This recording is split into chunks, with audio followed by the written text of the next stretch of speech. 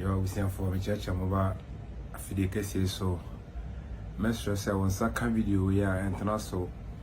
share video no send ebe ya unu ya bin sabe kana ono so ahwe na what take advantage of opportunity we am be boss yi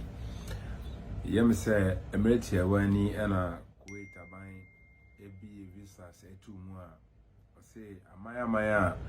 amonkrofo aye ready say on person omoba o man Kuwait ebe bobra no akwanya da ho say obetimi agi visa through your company na waba ababe ye adwuma yenso ye wo krom ha ye hwe say ye beboa ama Ghana majority no abedoso e wo krom anti no obre bia no ye boy homodin say ye be try na ya share companies a omonso ombetimi aboa ama visa sama ye nkrofo afri o man Ghana mu aba Kuwait ha ababe ye adwuma na ne yete say ansa na obefiri o man bia mu aba Kuwait ha no wo de working visa na eba ntin so we foreigner na opese oba Kuwait ha ya visa na de beba no under a company a oba be ye adwuma ama no ntin no yam say emirate ya wan mo hwe me videos a me ye edit YouTube na TikTok na Facebook na me kasafa a said company o maba Ghana o mo hwe nkrofo about so maba ye adwuma say sales assistant na cashiers e okrom ha ma yerianum Ghana fo a omunya pepa so ombeba no bebre na ba bedru a omudi omunjuma kama na afutu kakra me ma mo a mo free oman Ghana mo wa fresh ha mo mba ha da ne say ne manfo eka efa oman Kuwait mo no ne Ghana fo eminum eka fa oman Kuwait ho no enye saa na etie na krum ha de se ne omo ka say e ba ha omo kum nipa omo yese no krebi anim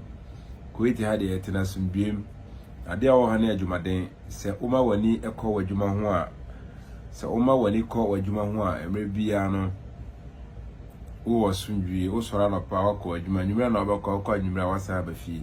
se see opportunities mienu na aba miensa na aba beto ho a yehwehwe omo a omonya pepa ana omo wo pepa se omonya kwanya omefiri oman Ghana mu aba Kuwait aba be ye adwuma no na omo aba be ye adwuma. Yes, some say about mountain na ye kasafa oman Kuwait. Say if you don't have any interest of traveling to Kuwait, we share video na say enye wo fa twamuko. Metren kwase asem wa say because una wo te Ghana no unim oman we ayetimi oman Kuwait unim ha. Wo te ne manfo keka no kre bi anim. Say yenka no kre we eye far better than oman Ghana. Ghana ni bia wo ha bia no enim na sama mekan. Ghana ni bi obefiri krom ase okọ man Ghana mu okọ a wonya kwanyansa ma ha bi no odi yawo ewo ni mu because krowe asetena far better than ye man a ye friend o man Ghana entina sa kwanya beda ho a ye mpese ye betena so ye be hwe se ye be boa ma Ghana fo anya visa ababe pie mu ha ye me se eminum afre so mu hia opportunities ababe pie mu ewo Kuwait ase Ghana for mo Friday in and not so mo pra kwanya ba be pie mo Kuwait anya Ghana for get wa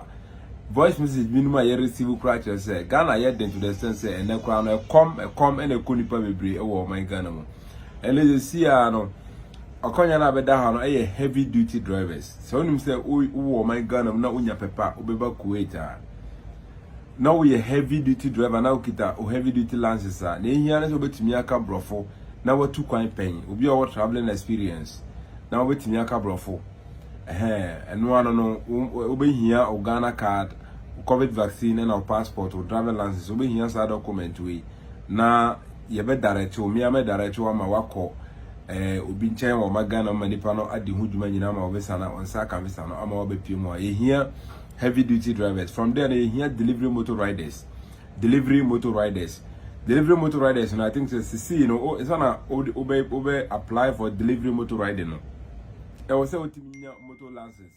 and them say Ghana nipa bebre na omo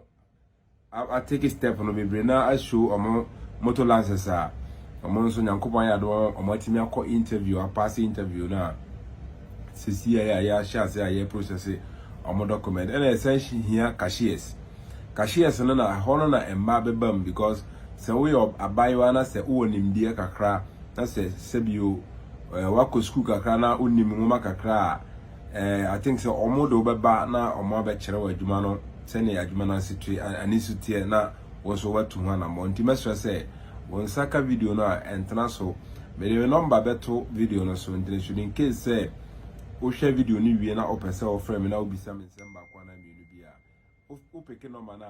only WhatsApp just send a voice message or send a message me respond to the message na ya hwe the way forward everything aboa ama mo so wa ba be pie mu ewo oman Kuwait ha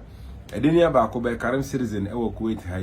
me ya me mafamu de ese me hwe say Ghana population na ba be don so man because the population no from 2012 go coming no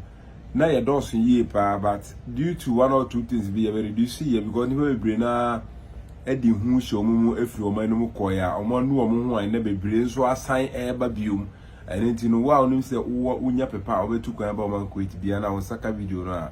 offers abeda ho ne ye hia heavy duty driver ana ye hia anya driver ba ko na ye pe no ye heavy duty drivers anya drivers 10 20 kra ye be omon krata no ma ye hia se obetimi aka brofo we education level no so ka crying ko se onko school ni bita kra de ene de what tu kwan da se what tu kwan da eno ne plasma o obi what tu kwan da bia so e plasma o so at ya say ana ye hia delivery motor riders so e say hia cashiers onim se onim mo kakra na onim sa nimdie na eno so e betimi abo anti no try your best say obe contact me say wo pepa so betu kwan ba oman Kuwait dia na yenso ya hwe kwan ya be fa so a ye beboa ama wo abedru ewo oman Kuwait ase mo so for Karim citizen medamase